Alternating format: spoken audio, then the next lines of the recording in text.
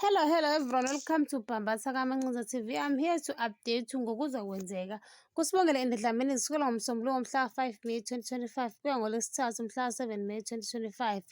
NgoMsombuluko ngomhla 5 May 2025, uSibongile struggles to promote the product she's never tried, but Zama is quick to address this problem. NgoLwesibili mhla 6 May 2025, uQaphelani's revelation shakes Njengaye to the core, leaving him shattered by unexpected truth. Samke's warning to Velep is sharp and unmistakable. NgoLwesithathu mhla 7 May 2025, uBethany gets to Kwenzo and her demands solve conflicts. Kwenzo senses data infusion between his parents. uVelep make a discovered that's when mentioned bring out the West in Samke.